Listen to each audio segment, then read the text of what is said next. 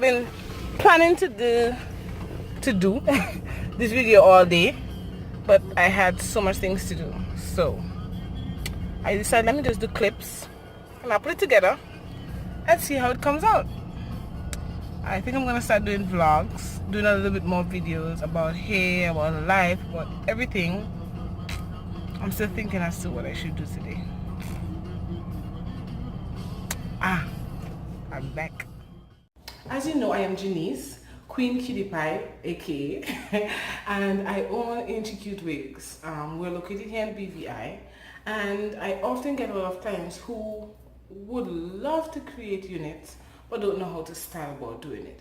I have customers who have created units before with other stylists and not satisfied, possibly because the stylist didn't complete it properly, or they did not request or ask the right questions or presented exactly what they wanted to the therapist. So, sorry, the stylist. So, you know, they end up getting a bad product. But I want to do this video for the reason of being able to help those who want to have units created as to what I think they should ask, or what I think they should know, or how I think they should go about doing it. I'm just gonna break it into 3 steps, 1, 2, 3, nothing big. So the first one is you should know what type of unit you would like, including the texture, including the length, including the color, including the style, including a unit for work. Will you be creating a unit for partying or going out, or an everyday unit? You have to be able to identify what you want the unit for. In the BVI, the Caribbean, most persons either work, party, go to the gym. Most ladies. You're going to be home, you're not going to need a unit. So I would recommend for first time persons who creating units, or decide they want to create a unit, I would recommend that they do a U-part unit. A U-part unit is a unit where there is a space at the top or at the sides, or however the stylist decides to create it, where you leave your natural hair out, whether it's relaxed or not be natural. You leave your natural hair out and you just brush it over the part, and then it seems like a normal sewing. I recommend that because most persons don't like the wiggy look which you get from the lace closure, like something like this. Most persons don't like that. So I would recommend a U-part unit. Now in that sense, you can have a U-part unit where you have a straight U-part unit and then your hair is natural. No. We're talking about heat damage, we're talking about breakage, and we're talking about the fact that some persons are going to relax just a little piece of hair just so that the unit could look sleek. I say no. That's my opinion as a hairstylist. I keep saying therapist way. That is my opinion as a hairdresser or a hairstylist. I recommend that you relax a section of your hair just for one hairstyle. So I would recommend that if you decide to do a unit, 1, you use a U-part unit, and 2, you use one in similar texture of your hair. If you decide, okay, you don't want a U-part unit, that's fine. You can go ahead with a lace closure or a lace frontal or 360. That's up to you, girlfriends.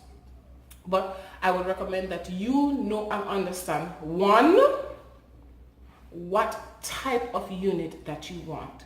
What type of unit that you will be comfortable with. What type of unit will work with your lifestyle and your scheduling. If you go to the gym, would you want a unit that is 26 inches that you have to always keep up?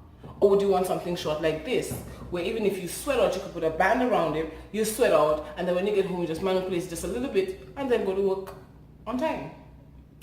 Would you want a kinky, curly hair texture, and you go to the gym every day? It can work, but then you're going to have to put a lot of time and maintenance into that. Okay, the second thing that I think that anybody who wants to create a customized unit should consider is the cost. You know what you want. You know the length, you know the style, you know the texture. The cost. The cost here includes the cost of the hair to create the unit, maybe also the additional cost of a closure or a lace closure, the cost to color it, the cost to style it, the cost to curl it. And I mean this in the initial stages, not you have the unit and you come to a salon to curl it. I'm speaking about the presentation that you want to receive from your stylist when you decide to make a customized unit. Now, again, that's the cost for the hair and all the curling and stuff.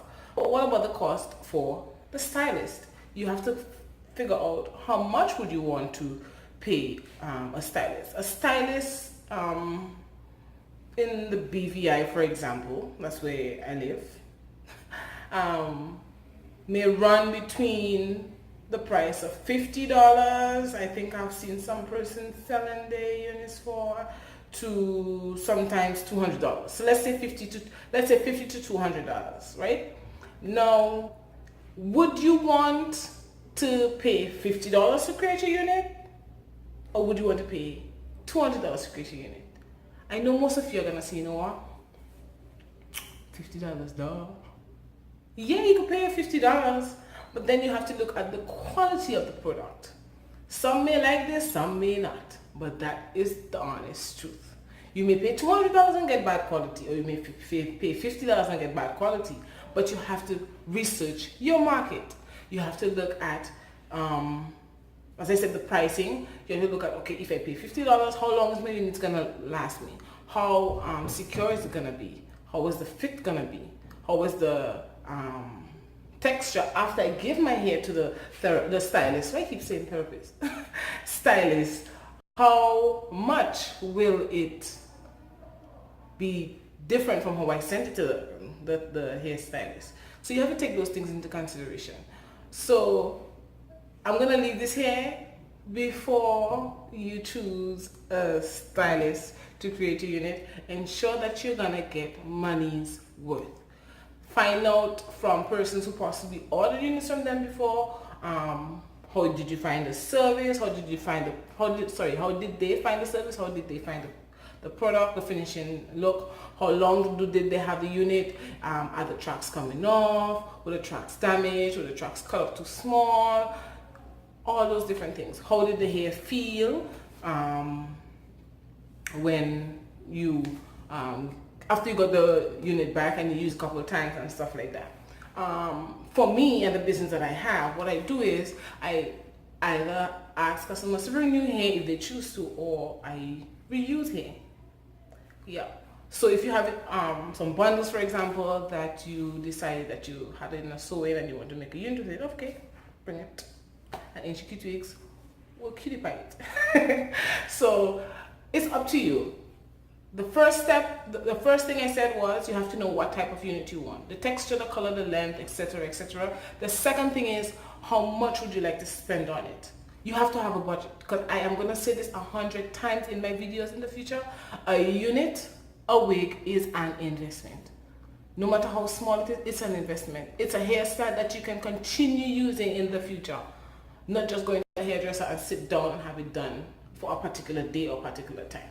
You can decide you want to wear a short wig today, and then tomorrow it could be Rapunzel, and the next day it could be Rihanna, and maybe the next day it could be Beyonce. You know what I mean? So it's up to you to decide, one, what type of unit, two, how much money you want to spend on it. So I touched a little bit on number 3. The hairstylist. Who's going to be your hairstylist? Who's going to be your hairstylist? I'm a person, I do crazy shopping. I will go to the supermarket and I'll just be like picking up stuff because I think I need it, or maybe the house doesn't have this, or maybe the house have that, but it's a bad way to shop, right? Can't do it with hair. No ladies can't do it with hair. So you have to research your hairstylist. Look on them walk. Look at how they keep their wigs. Ask persons about their wigs. Who are you going to trust with this prize? That's your expensive bundles. Who are you going to choose to create a unit? Okay, on a serious note, you need to do your research. You need to find out, besides the picture effect of the unit, You need to find out from other persons who have created units from that hairstylist how, you know, what's their opinion about it. How was the service? How was the service? How was the quality of the unit? What caps were used? That's a very important thing. What caps were used? Did they present what you really asked for? What is the returning customers policy? Let's go over this one more time. One, you need to know what type of unit you would want. Secondly, you need to know how much you want to pay.